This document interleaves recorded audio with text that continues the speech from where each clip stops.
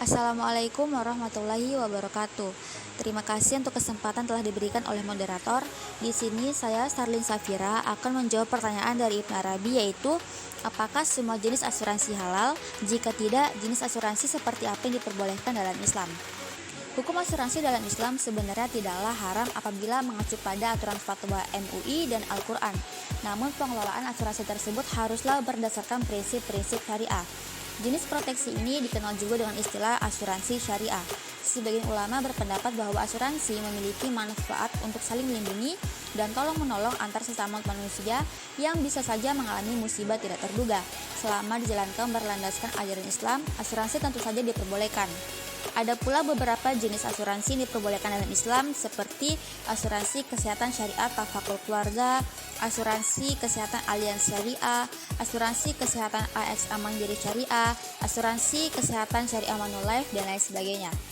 Sekian jawaban dari saya kembalikan kepada moderator. Wassalamualaikum warahmatullahi wabarakatuh. Baik, saya akan menjawab pertanyaan dari Miftahul Khair. Nabi Muhammad SAW sangat memperhatikan kehidupan yang akan terjadi di masa mendatang, yaitu dengan cara mempersiapkan sejak dini bekal yang harus diperlukan untuk kehidupan di masa yang akan datang. Apakah asuransi bisa digolongkan dalam hal mempersiapkan untuk masa yang akan mendatang seperti yang dipersiapkan oleh Nabi Muhammad SAW?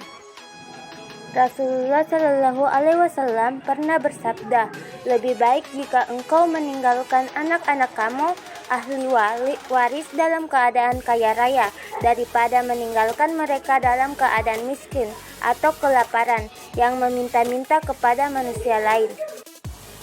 Di mana dari hadis tersebut menjelaskan bahwa Rasulullah SAW sangat memperhatikan kehidupan yang terjadi di masa yang akan datang dengan cara mempersiapkan sejak dini bekal yang diperlukan untuk kehidupan dan keturunan ahli waris di masa mendatang, meninggalkan keluarga atau ahli waris yang berkecukupan secara materi dalam pandangan Rasulullah SAW sangatlah baik daripada meninggalkan mereka dalam keadaan terlantar yang harus meminta-minta pada orang lain.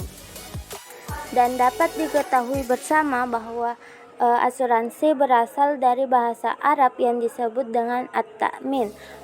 Penanggung disebut mu'ammin, tertanggung disebut mu'amman lahu atau mu'tamin, yang mempunyai arti memberi perlindungan, ketenangan, rasa aman dari rasa takut.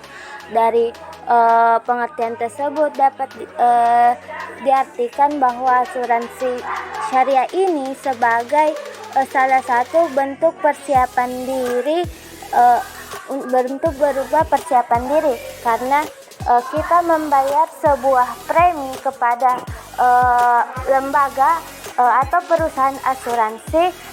Kemudian jika kita mengalami musibah, kecelakaan atau sebagainya, maka lembaga asuransi ini akan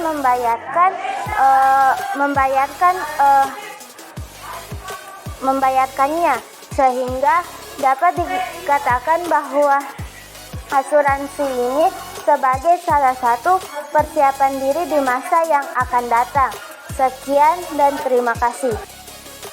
Baik, saya akan menjawab pertanyaan dari Andi Darmawan Society, yaitu bagaimanakah mekanisme pengelolaan risiko dalam asuransi syariah? Asuransi syariah adalah usaha saling melindungi dan tolong-menolong di antara sejumlah orang atau pihak melalui investasi dalam bentuk aset atau tabarru yang memberikan pola pengembalian untuk menghadapi risiko tertentu melalui akad atau perikatan yang sesuai dengan syariah.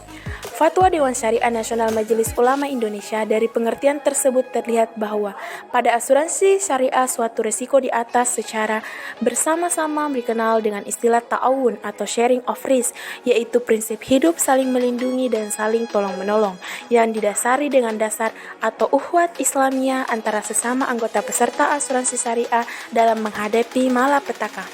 Risk pengelolaan perusahaan asuransi bukan sebagai penanggung tetapi berfungsi sebagai pemegang amanah, sedangkan nasabah sebagai peserta memberikan dana kepesertaan atau donasi yang dikenal dengan nama tabarru itu diniatkan untuk kegiatan tolong-menolong sesama peserta apabila terjadi musibah di kemudian hari. Dana tabarru dan dana tabungan pada asuransi jiwa yang dikumpulkan bukan menjadi milik pengelola sehingga tidak terjadi transfer of capital. Pengelola hanya sebagai pengumpul dana atau pooling of fund. Cukup untuk menolong peserta yang sedang terkena bencana atau musibah, maka pengelola wajib menutupi kekurangan tersebut. Salah satu caranya dengan pinjaman modal yang suatu saat akan dikembalikan, dari mana pengelola memperoleh pendapatan atau keuntungan tersebut.